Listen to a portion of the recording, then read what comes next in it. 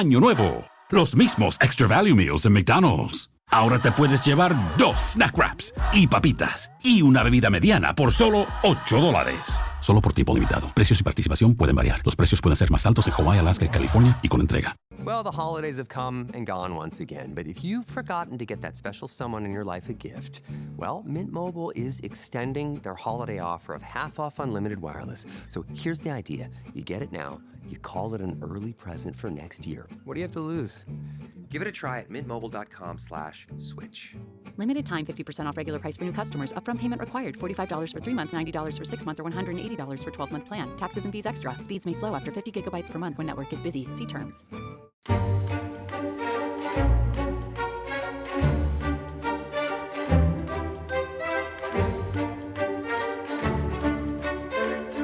They seek him here, they seek him there. His clothes are loud, but never square. It will make or break him, so he's got to buy the best, 'cause he's a dedicated follower of fashion. And when he does his little rounds round the boutiques of London town, eagerly pursuing all the latest fads and trends, 'cause he's a dedicated follower of fashion. That, Dominic, was the Kinks, dedicated follower of fashion, which I think came out in 1966. And it is a kind of mocking commentary on the status of London, the very unexpected status of London in the mid-60s as the world capital of fashion, which is today's subject, right? It is. So you and I were talking about this just before we started recording, weren't we, Tom? We're having a historical dispute about fashion history.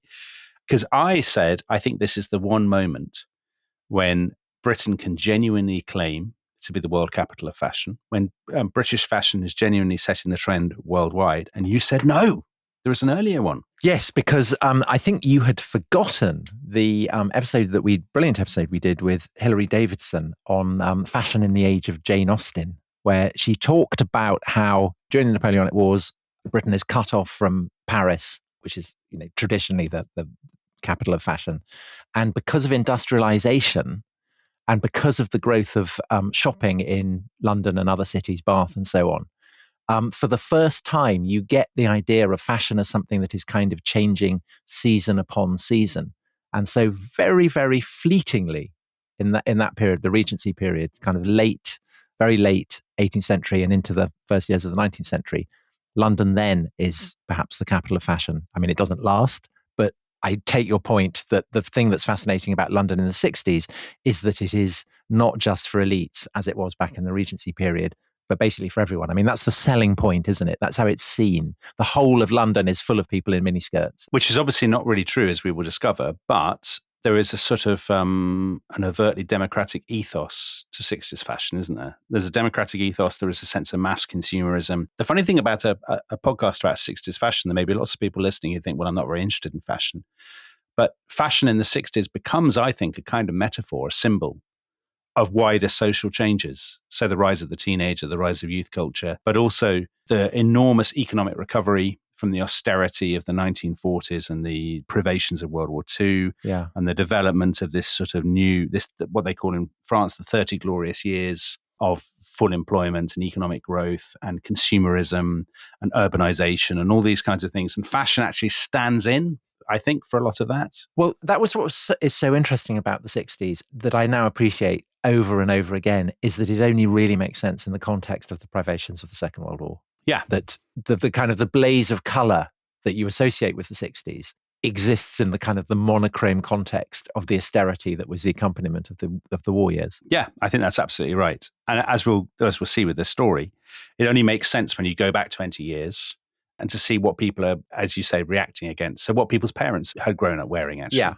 So people will have a kind of Austin Powers type groovy baby kind of, guys wearing incredibly frilly shirts and cravats, what is it in the Kinks, the verse I didn't read about skin tight frilly panties being drawn up tight, exactly, all that kind of stuff, and girls in kind of plastic macs and mini skirts, and high boots and all that kind of thing. So put that against the kind of the image that we have of the war years. I guess it's a little bit unfair because we tend to think of the war years in black and white, don't we? Because the footage is black and white. Yeah. But there is a kind of slightly monochrome quality to the fashion. Oh, there is, absolutely. If you look at some photos of people in the 1930s and 1940s, just because of the availability of dye, actually, Tom, because the industrial processes for making clothes, I mean, it's expensive. It's expensive to wear coloured clothes. But also, of course, most people, a huge proportion of people, let's just think about Britain specifically, but this is actually true of the United States, of France, wherever. Lots of people work in factories, in coal mines, in very dirty jobs, in a very smoky environment. Houses heated by coal fires or whatever. So it actually doesn't make sense to wear very brightly coloured, delicate clothes. You want to actually wear very hard-wearing and dark clothes that will take the dirt effectively. Also, a massively underappreciated point, you are colder. You're living in a world without central heating. So you wear more layers. You wear your coat much more often. You might obviously wear a hat if you're a man. And you have fewer items of clothing. So let's say at the outbreak of the Second World War, a middle-class woman in Britain would probably have about 7 or 8 dresses, a couple of suits, 3 coats, 6 pairs of shoes or something. A working-class woman, of which there are many, of course, they might have a far smaller wardrobe, 3 dresses, a couple of pairs of shoes. A man would generally have suits, an overcoat. Now, an overcoat, something like that would probably cost the equivalent in the dent in your budget of about £1,000 in today's money. That's a lot of money. So that's a lot of money. So your coat that you would buy, I mean, that might last you for 20, 30 years. You might actually pass it on to your son or to a family member. Oh, and imagine if you leave it in the pub. Well, that's the kind of thing that comes up in films, in novels. People will leave their coats behind or their hat or something. Run back and run into the lady. Exactly. It's a big deal. Yeah. And they're heavy fabrics, they're dark. So yes, there is a sort of, what you described as the monochrome world. Of course, it is distorted in that popular imagination because of cinematography, but it's not entirely inaccurate. And then, of course, the war comes. So in Britain, clothing is rationed between 1941 and 1949. So you get 66 clothing coupons a year at first, and then that is actually steadily cut as the war goes on. How long does that last, the clothing ration? Because isn't there the Queen's wedding dress? Yes. There's all kinds of problems with how many coupons she has. And Exactly. That's exactly right. So it actually lasts until 1949, so 4 years after the Second World War. And the sort of moment that, if we have any listeners who are old enough to remember the war, that they would remember is in 1942, the Board of Trade brings in a new thing where you have to have what's called utility clothes. And they limit the number of fabrics that are available to you, but they also limit the number of designs. And there are all kinds of restrictions. So to give you some examples that may sound absolutely bizarre to people now, men's shirts are not allowed to have double cuffs. So in other words, cufflinks. You can't have kind of puffy sleeves on a shirt and on a women's shirt. Men are not allowed to have, from that point onwards, people are not making double-breasted suits because it's a waste of cloth. Turn-ups on your trousers. So trousers don't have turn-ups anymore. I think that's probably a good thing. Well, it depends on the look you want. I'm not a turn-up on a trouser man, Tom, are you? No, I'm not. I think that's a kind of positive from the war. You're limited to 3 buttons per garment.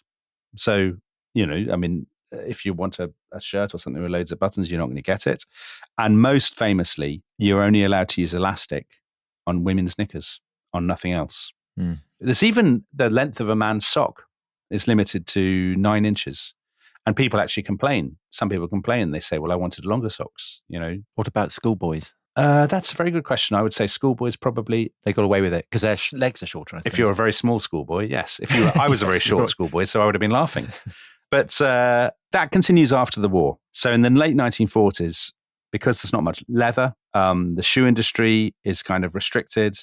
The government had adopted a slogan in 1943, make do and mend, which you and I we grew up with people talking about make do and mend, didn't we? I mean, it's actually entered certainly in Britain, it's entered the English language we don't think of it as having a kind of wartime sort of ethos. And that's not lifted until 1949. So the kind of clothes that people were wearing, just last note on the war, they're very boxy, kind of utilitarian. There's obviously a kind of militaristic vogue. Yeah. There's a status, I suppose, in a funny way, in wearing very sort of boxy utilitarian clothes. And these are the demob suits that discharged soldiers get at the end of the war. Yeah, and they're cheap suits. You're a young man, that's the only suit you own. And people complain about the demob suits. Obviously, they say the arm comes off and it's rubbish and it doesn't look good and all this sort of stuff. But at the same time, something quite democratic about it because everyone's wearing the same suit. Is there a sense still of le style anglais, the look of the English gentleman? Is that still a thing?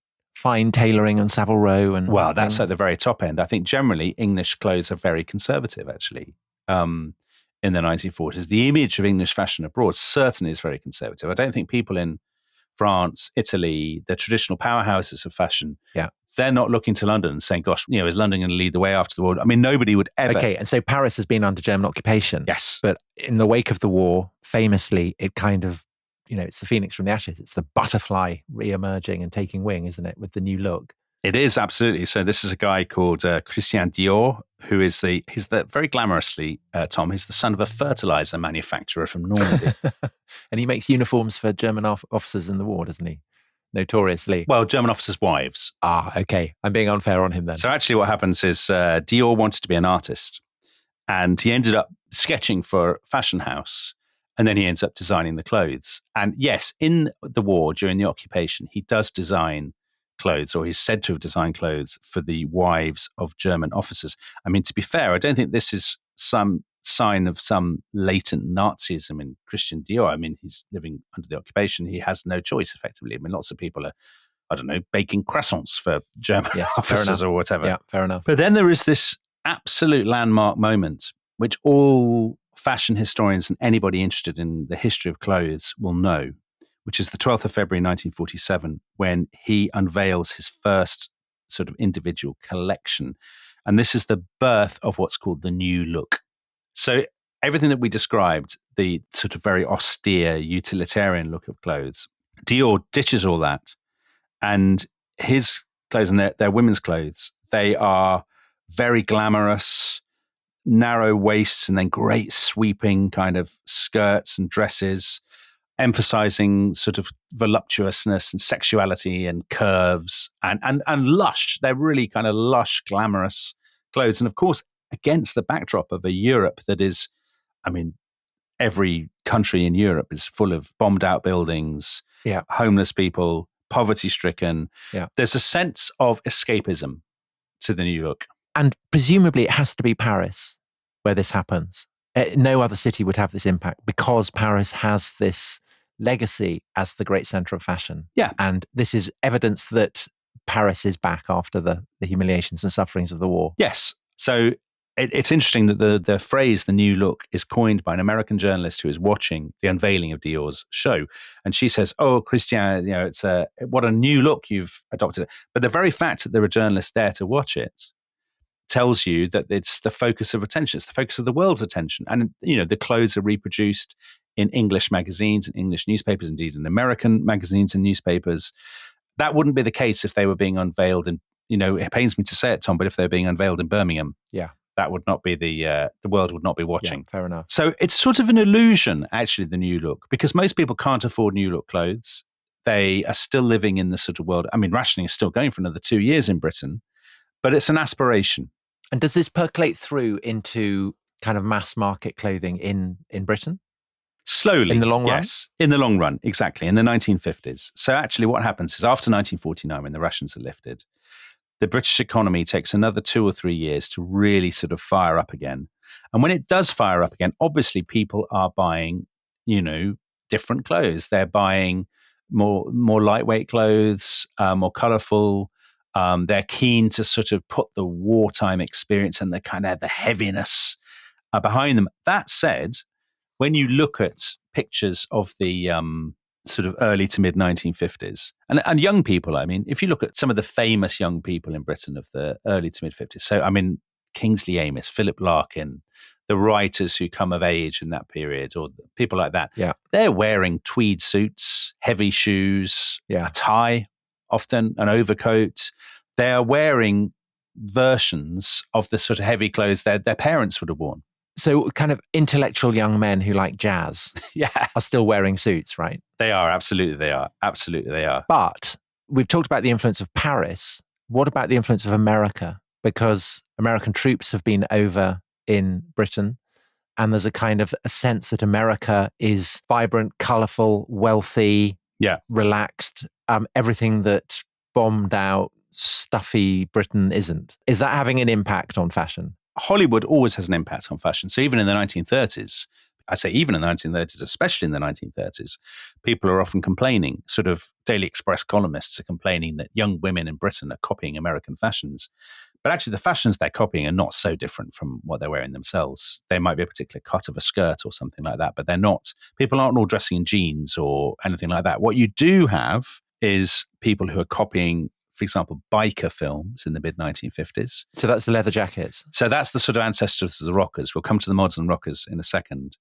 And you do have a group of people now who are different, who have not really existed except in embryonic form in the 30s before. And that, of course, is teenagers. Right. So teenagers have money. So much of this story is about young women. But actually, the first example of a sort of fashion subculture in the 50s is the Teddy Boys. And Teddy Boy, the Teddy is Edward VII, right? Yes. It's the Edwardian period. I mean, that's the weird thing. It and is. Then the new look also is kind of very influenced by the sweep and the colour and the cut of Edwardian dress. It is, because actually if you think about what was very cool in, let's say, the 20s, it was a very androgynous look for women, for example. Let's say flappers, most famously.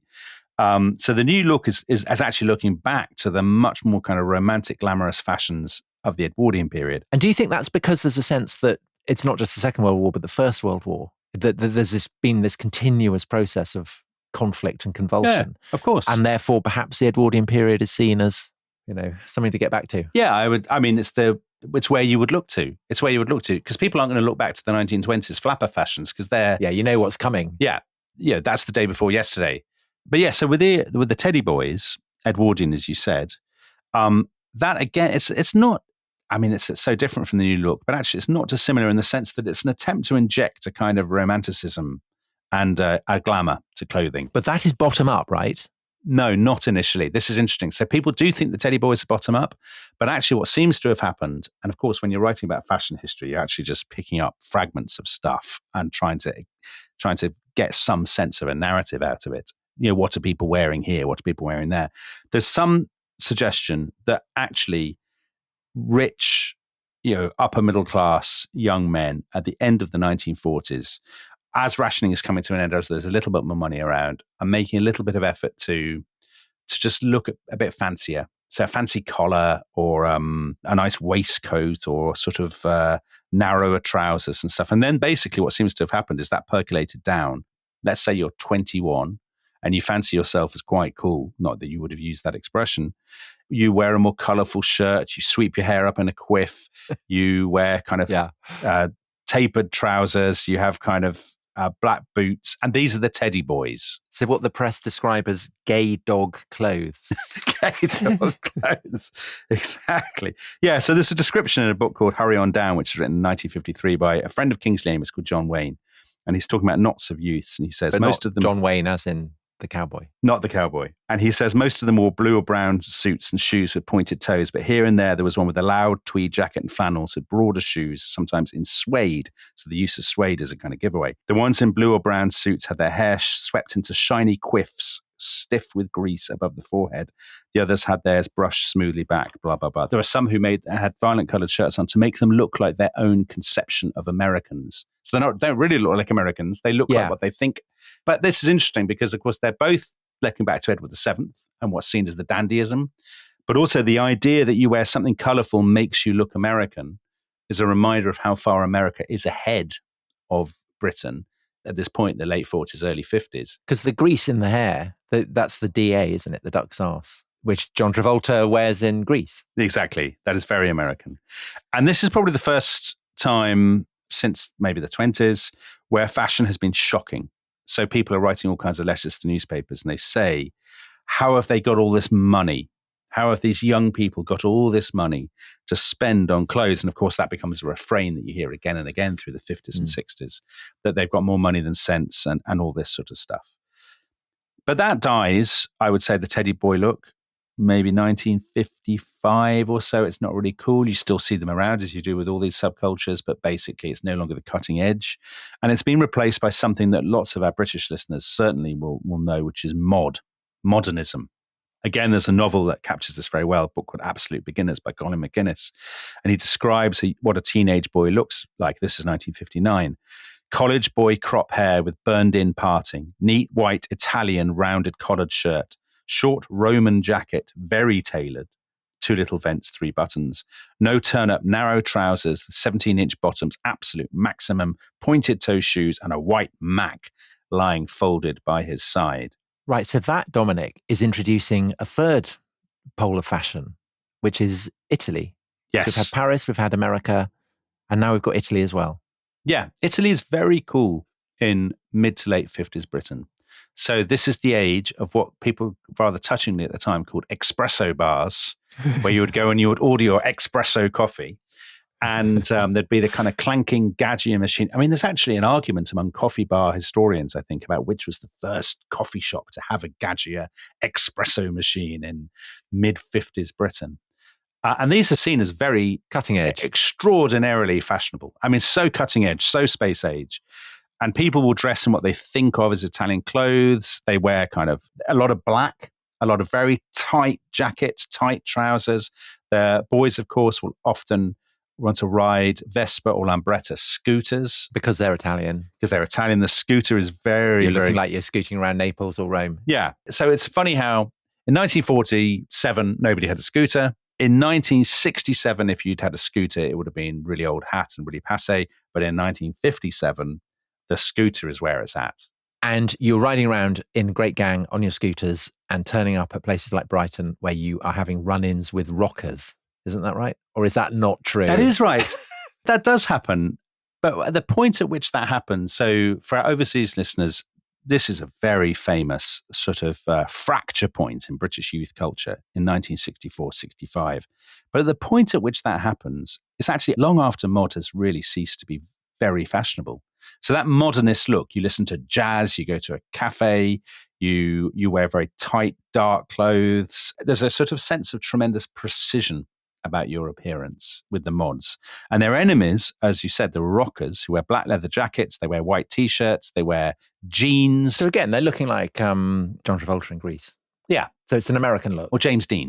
Yeah. Well, of course, yes, because John Travolta in Grease is ersatz. Yeah. James Dean is the original. So James Dean or Marlon Brando, I would have said, would be the two sort of obvious heroes to people. If you're genuinely cool, you don't wear either of these uniforms at this point. What do you wear if you're genuinely cool? In the mid-60s. No, in the 50s. Oh, in the 50s. But in the 50s, you would wear this. You would wear this. Okay.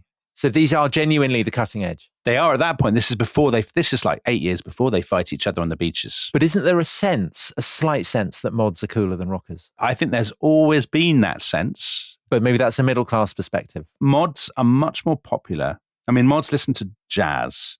Later on, they'll listen to soul.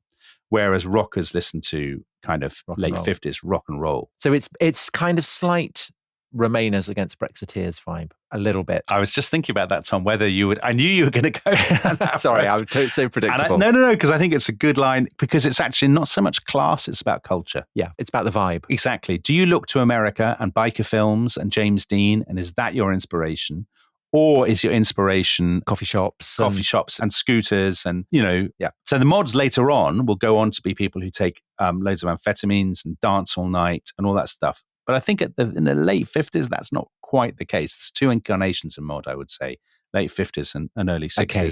But there's a sort of attention to detail with your clothes that would have been unthinkable in the late 1940s when you just don't have that money. You see, what's changed now is that there is so much more money around. The economy is booming. Teenagers have weekend jobs. So all these people, how do they pay for it? Some of them have pocket money, but lots of them work in hairdressers, in pubs, in cafes, after school, all of that sort of stuff, in a way, again, that would have been very, very difficult 10 or 20 years earlier. Just before we go to the break, 2 questions. Yeah. One specifically about this very close attention to the detail of clothes among certain groups of men.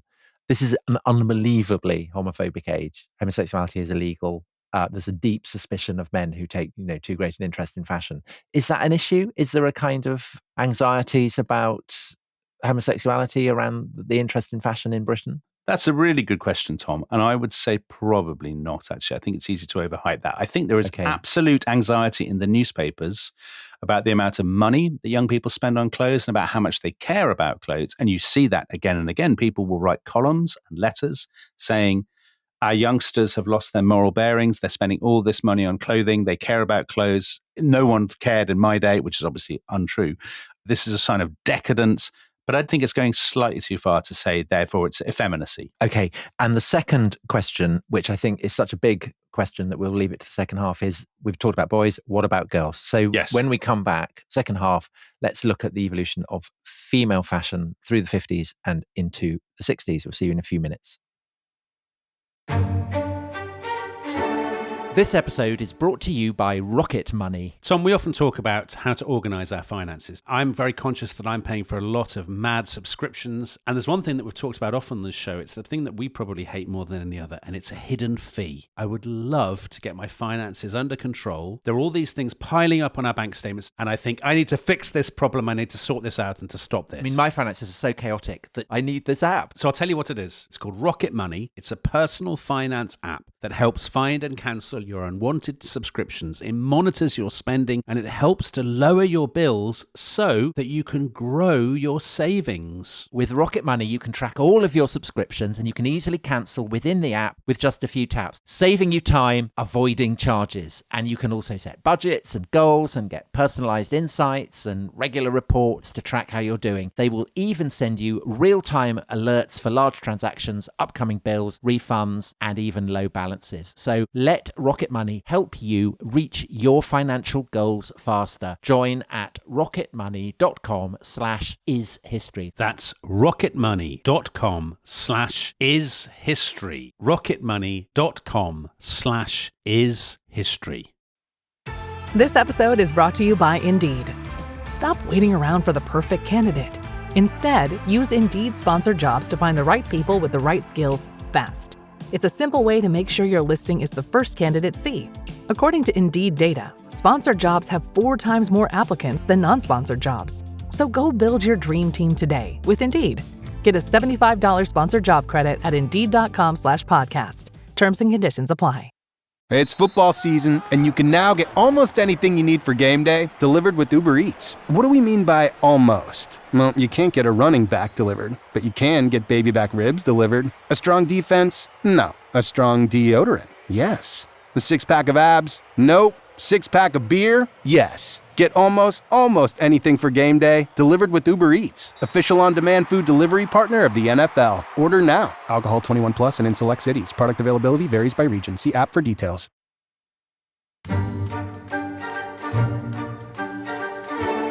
Hello, welcome back to The Rest is History, and we are looking at the evolution of London, most improbably in the light of the austerity of the 1940s and the post-war years, into the leading light of global fashion in the mid-60s. And Dominic, I guess that if people think of a single item of clothing that sums up the image of swinging London, it would be the miniskirt. Yes. How far are we from the miniskirt in the 50s? We're quite away. We talked before the break about the new look. I mean, those are quite long, voluptuous, voluminous clothes. So teenage girls drive so much of this market. There are, I think, at the end of the 1950s, early 1960s, teenagers are spending £800 million a year in Britain. And so that's economically really significant, isn't it? Really significant. And the bulk of that is driven by girls. We're going to get into later on in this half of the episode, the kind of magazines, the advertising, the way in which people are basically trying to separate teenage girls from their money and succeeding. But yeah, the miniskirt is still a few years away. Now, the person who's always credited with inventing it, no one person invented the miniskirt, by the way, but the person who's always credited with inventing it is probably the single most famous British designer of this period. The designer who's actually equated more than anybody else worldwide with the spirit of 60s fashion. And that is, of course, Mary Quant, Tom. I mean, even you've heard of Mary Quant. What do you mean, even me? 60s fashion's not really I love 60s fashion. You do, actually. I'm being very harsh. Because I've read your books. I know I'm being very harsh. You are. So Mary Quant, she's almost a cliche, like all cliches. We love a cliche on The Rest is History. With a grain of truth. So she is the daughter of liberal school teachers from Wales. She was born in 1934. She comes to study fashion at Goldsmiths in London in the early 1950s. She meets a guy there called Alexander Plunkett Green, who's very posh. No. Yeah. Surely not with a name like that. Well, there's a lot of very posh people in the story of 60s fashion, actually, or people trying to be posh.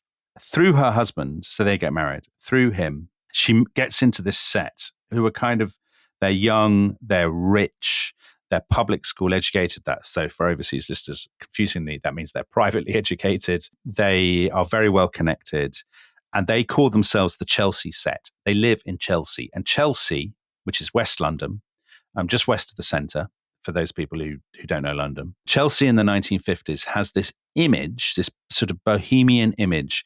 The best way I can give you a sort of sense of that is that in Kingsley Amis's novel, Lucky Jim, which is the story of a guy who, your classic kind of jazz listening, tweed jacket wearing young man who's planning to escape from his academic job, Tom, and to move to the capital.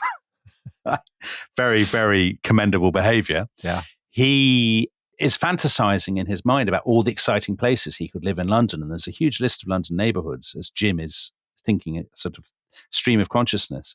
And then he mentions Chelsea, and then he stops and he says, no, not Chelsea. Because Kingsley Amis hates bohemianism and he hates kind of upper class dandies and free thinkers and people like that. Yeah. And Chelsea, even at this point, early 1950s, is equated with that. And the high street in Chelsea is King's Road. It's the King's Road, exactly. And the King's Road, I guess with Carnaby Street in Soho, will become one of the beating hearts of fashion. Absolutely. But at this point, actually, the King's Road, which even now, by the way, you go to the King's Road in London and there will be young Japanese women walking down the King's Road looking for boutiques. Well, it's kind of Vivienne Westwood and Malcolm McLaren as well in due course. Of course, punk later on in the 1970s. Yeah. But at this point, actually, the King's Road is just a high street. So there are bakeries and there are fishmongers and actually in the surrounding flats, there are lots of writers and would-be writers and artists. It's not a fashionable street at all, but it's there partly because the rents are not prohibitively high, that Mary Quant, who has studied fashion at Goldsmiths, she opens a shop called Bazaar. As she says at the time, she wants it to be a bouillabaisse of clothes and accessories, sweaters, scarves, shifts, hats, jewellery, and peculiar odds and ends. And so this is on the King's Road. And this is on the King's Road. And this is not new look fashion.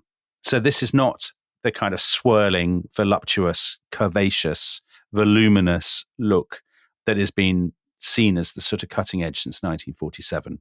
These are very brightly coloured clothes. And the key thing about it, and this will come up again and again through this story, the inspiration, she says, is children's clothes.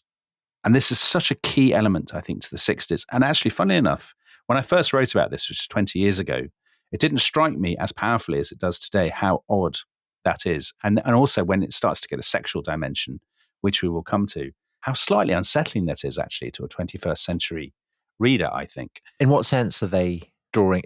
I mean, what kind of famous 5 outfits? Yeah, so pinafores, the skirts are getting shorter. You asked about getting to the mini skirt. And is that because young girls their skirts tend to be shorter? Well, traditionally, if you're at school, if you are 6 years old, you're not going to be wearing like a full length dress, are you? Right. I mean, you would wear a shorter skirt.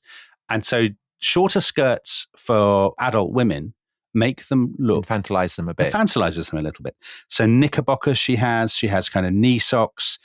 The patterns that Mary Quant uses, so polka dots, stripes. Yeah, of course. I'd never thought of that. Again, they are equated with children's clothes. Even the fabrics, Tom, gingham, most obviously, or tartan. Those are things that, they are seen as the fashions. Oh, you mentioned the Enid Blyton famous... Well, kind of school uniform. They're school uniform. Yeah. They're the things that Enid Blyton's kids would wear in the stories. They're jolly, bright, informal. But again, also, it's backward looking, right?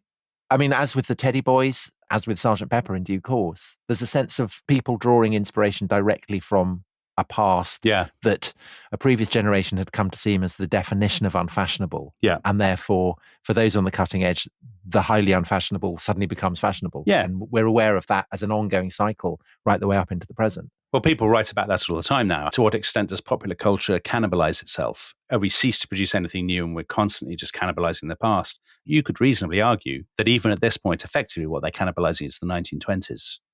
So the flapper look. Yeah. There is a definite continuity between the flapper look and the sort of the 60s look. So Mary Quant, anyway, she does these clothes that are seen at the time as tremendously groundbreaking. Now, just a couple of things about this. First of all, she boasts at the time, and it's a very 60s boast. I mean, people always make this about anything they produce in the 1960s. She says, it's classless. In our shops, you will find duchesses jostling with typists to buy the same dresses. This is not true. So I gave the example I think in one of my books in White Heat of a pinafore dress that she made that was in vogue in 1960. And that cost 17 guineas. And that's the equivalent of 3 weeks' wages for a young woman who works in an office. But it's interesting that she would want to make that claim. I mean, she wouldn't have wanted to make that claim presumably a decade before, where the price is the whole point. Yeah, it's a social democratic age, I think you would say, the 1950s and 1960s. There's still a hint of the leftover egalitarianism from the end of World War II. It's an age of full employment, an age of the surging living standards, an age when there's a reaction against what's seen as the stuffiness and the snobbery of the old establishment. But is there also a sense that fashion that is coming from the streets has a credibility that hadn't been there before? Is there any sense of that? I think there's a slight sense that there are people challenging the old, very top-down fashion house directed look. There are new vehicles. I mean, we'll get into boutiques in just a second. Just before we do that, Mary Quant, one of the things about her actually is, although her initial shop is really a shop for kind of Sloane Square people, so quite posh people in Chelsea, she does become genuinely mass market. So there has been formed a new group called the London Fashion House Group, which organises London Fashion Weeks and organises tours of Paris and New York. And she is always at the forefront in that. And she actually signs a deal with J.C. Penney. So our American listeners will know the name J.C. Penney. It's one of the biggest clothing chains in the United States in the 60s. And they sell her label clothes in 1,700 American branches. She's the first British designer of that generation whose clothes, you can buy them in Tulsa, Oklahoma, in Los Angeles, in Chicago, wherever. You know, it's a genuine kind of global reach. And it's that sort of jolly, infantile kind of look that is novel, I think, that is unusual, because it's seen as unconservative and informal and all of those things. And when you say infantile, the look isn't just kind of short skirts. It's also going back to the slightly thinner look of flappers in the 20s, right? Yeah, absolutely. No curves. Anything like that. We'll sort of deconstruct that a bit later on, I think, because it's a fascinating thing, and it becomes even more pronounced later in the 60s when you get to Twiggy. The rejection of the curves of the new look and the rejection of, I mean, I think just as a spoiler, lots of people at the time talk about it as a rejection of motherhood, a rejection of female maturity, and a huge obsession with youth, by the way. As early as 1959, Vogue has an editorial where they say that the word young is becoming the persuasive adjective for all fashions, hairstyles, and ways of life. Now, that was just not true. We think of that as true now, but that really wasn't true 20 or 30 years earlier. The obvious reason being that young people didn't have very much money. So there's absolutely no point in marketing all your stuff to them. And actually what happens is, because there's not much money, once you become an adult, you buy adult clothes that will hopefully, that overcoat that's worth the equivalent of £1,000, you're hoping that will last you till you're dead. Yeah, you don't want to change it You don't want to have to change it every 4 weeks. But by 1959, people are talking about disposable fashion, about clothes that you will wear for just 1 year and then you will ditch, even when you're 19 or 20. So you talked about how Mary Quant's first boutique is actually very, very expensive. Yeah. What's the process whereby these clothes start to percolate down? So the classic figure is the dolly bird. Yes. Yeah. Right. These are the girls who are going to, screaming at the Beatles, or Cilla Black, I guess. Cilla Black. And nobody outside Britain will know who Cilla Black was. But Google her. Look her up. So the big phenomenon is the rise of the independent little boutique. Previously, you bought your clothes often from a department store or a shop like Marks and Spencer. So a high street store. Now, those department stores, even quite small, not small towns, but medium-sized towns might have a department store. These are places with long leases and high rents. Boutiques are very different. They have short-term leases and they're paying low rents. The shop is often down a side street. It's not on the main road because it's too expensive. And they're young people who open them. They may only be around for 2 or 3 years. The atmosphere is much more informal. And it's actually through those shops opening in places across Britain that the Mary Quant look is kind of diffused. And people are copying it because they've seen it in magazines and things, which again we'll get onto. And the dolly bird So we said before that the people who are really driving this are young women or young girls stroke women between the ages of, let's say, 13, 14 and maybe 24, 25. And they absolutely, the Mary Quant look, it's modern, it's informal, it's quite androgynous. That definitely has begun to conquer the mass market by the early 1960s. How? I mean, how are people, say, outside London? Yeah, how do they see it? Outside the West End. How are they coming across these fashions? Magazines or TV or what? TV is part of it. So by the late 1950s, both the BBC and ITV, their commercial competitor, are running weekly pop music programs, sort of Ready, Steady, Go, 6-5 Special, these kind of programs in which you see pop groups who are wearing these clothes, but you also see the audience. Of course, not everybody has a TV at this point. So even more important than TV, I would argue, are magazines. Women's magazines had always been massive. So there's a magazine called Woman. And in the late 1950s, there's some extraordinary statistic that out of all the British women between the ages of 16 and 44, half of them read Woman magazine. Wow, that is stupefying figures, yeah. But also the new thing is magazines for teenage girls, for very young women. And they obviously didn't really exist before because they didn't have the money. Now there are magazines like Romeo, Mirabelle, Boyfriend. The most famous one is called Honey. Honey was launched in 1960, circulation 140,000. Their slogan, you're talking about the Teddy Boys as gay dog clothes. Their slogan is young, gay, and going far. And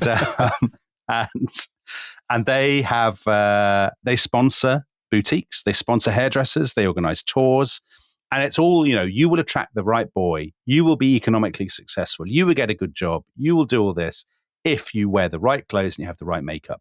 So those magazines are kind of working in cahoots in a way, as they do today, as Instagram influencers do today with the fashion industry. Right. And so Instagram influencers depend on photography. What about the fashion magazines? Because fashion photographers become part of swinging London as well, don't they? Photography is absolutely massive in this period. The magazine that really pioneers this is a completely different magazine called The Queen, and later rebranded Queen. So it was bought by a guy called Jocelyn Stevens, who was a young man. Oh, he becomes the head of English Heritage. Yeah, exactly. There you go, Tom. Very improbably. What an unexpected link that is. Very sound views on Stonehenge. Oh, excellent. Excellent news. Wow, I did not see that coming. So when he was 25, he bought this dusty society magazine called The Queen, and he says, I'm going to make this the magazine for the new generation. And he recruits a very famous photographer, Anthony Armstrong-Jones, who becomes Lord Snowdon, marries Princess Margaret. Yeah, familiar to viewers of The Queen. Very familiar to viewers of The Queen. Sorry, The Crown. Sorry. Yeah. All these queens and crowns getting muddled up. So it's probably the Queen magazine that inspires the most famous magazines of all, which are the colour supplements. Most people listening to this will be like, what? I can't believe they're claiming that colour supplements and newspapers are something incredibly exciting and radical. But they are, Tom. So when the Sunday Times launches its colour section in February 1962, this is one of the landmark publications of Britain in the 1960s. Well, I mean, only massive stars appear in the Sunday Times colour supplement. That is absolutely true. I hadn't thought of that. God, how low have they fallen, Tom? That their very first edition was a photograph of the supermodel of the age, Jean Shrimpton, modelling a Mary Quant dress, photographed by the great photographer of the age, David Bailey. The headline says there's going to be a story by Ian Fleming, a new James Bond story. And of course, the most recent iteration of the Sunday Times magazine, Tom, featured The Rest is History. Yeah. So that tells you. Hot models sporting the very latest in metropolitan fashion. In overcoat fashion. Yes. Dominic, I should just intrude at this point because Theo, who is 13, has no idea what a colour supplement is. So I know this is the one younger podcast. Listeners. This is the one podcast, Tom, we've done that makes me feel really old because Theo, this is all just babble to Theo, just completely incomprehensible babble. So, Colour Supplement, it's a magazine that's in colour that comes with the newspaper, and of course, people didn't do that before, or it was much more difficult to do because colour printing was so expensive, rather like colourful clothes. These things are only possible because of the technological advances. And it's very 60s, isn't it? Again, it's very kind 60s. Of bright primary colours. And exactly. The whole style of it, you just open it and it's very much resonant to the 60s. And through these colour supplements, so the other newspapers like The Observer and the Sunday Telegraph rush to follow suit, they make stars of the photographers. So the three in particular, very famous to people who remember the 1960s, Terence Donovan, Brian Duffy, and most famously of all, David Bailey. David Bailey is from the East End of London. He was born in 1938. He fell in love with photography during his national service. So for those people who don't know, that means you were conscripted effectively and you went and served overseas in the 1950s, in the colonies, in the British Army. He was sent to Singapore. He fell in love with photography there. He'd always been interested in bird watching, ironically. Bird watching. Thanks for that, Tom. That was a lovely... That's a very authentic 60s joke. It's a very 60s joke. And people like David Bailey who have risen from working class backgrounds through their talent. I mean, there's no one can question these people are immensely talented. They have an amazing eye. And they're shooting very sort of kinetic, informal pictures.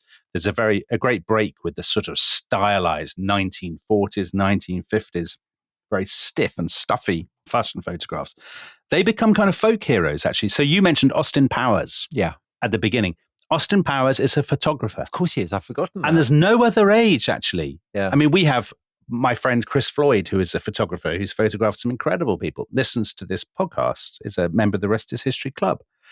But I mean, even he would, I'm sure, admit that photographers in the 21st century are not the folk heroes that they were in the 1960s, when, thanks partly to Lord Snowdon, Nancy Armstrong-Jones, they are, I mean, when David Bailey gets divorced, that news is on the front page of the newspapers. Right. You know, he's a star. It's a big, big deal. So, Dominic, yeah, photographers are very groovy, but equally groovy are the people that they're shooting. I love the fact that you're now doing this as Austin Powers. Better believe it, baby. So you mentioned Jean Shrimpton. Yes. Appearing in the first edition of the Sunday Times colour supplement.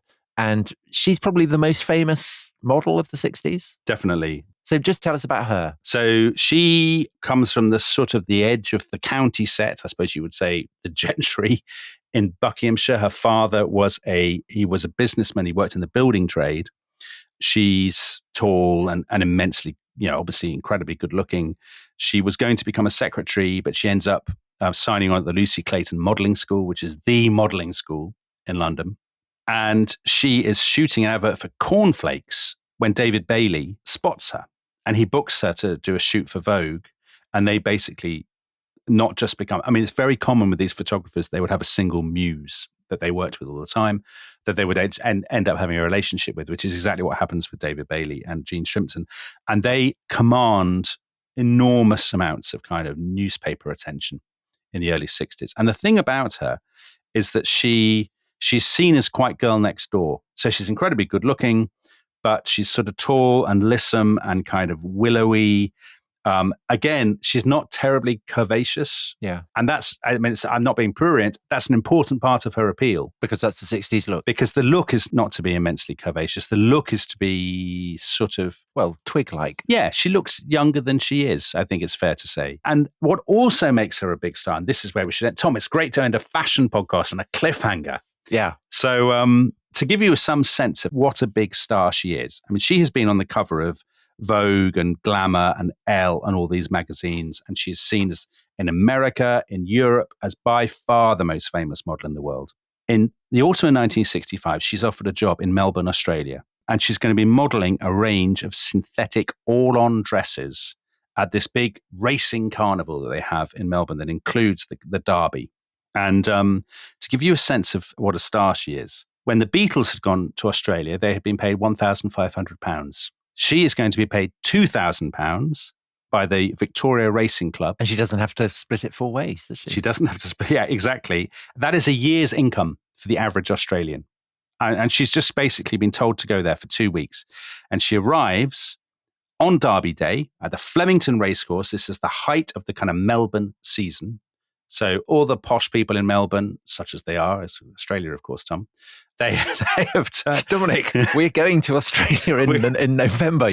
We are, but they love it though, don't they? I would just like Australians to know that I do not associate myself at all. They love a bit of with sledging. That comment by Dominic. She arrives on the 30th of October, 1965. Everybody is so excited that she is going. The local Melbourne Sun News pictorial says, you know, we are going to be treated to the spectacle of the most beautiful girl on earth.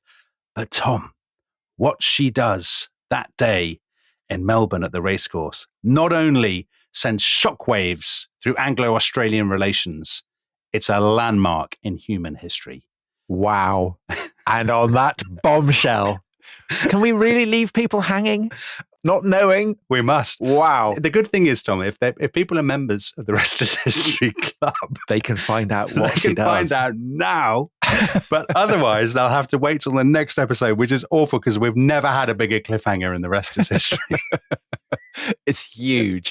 All right. So we will be back next time when we continue the story of 60s fashion. London really does start to swing. But before London starts to swing, Dominic will reveal what the shrimp does in Melbourne. History cliffhangers don't get bigger than that. We'll see you next time. Bye-bye. Bye-bye.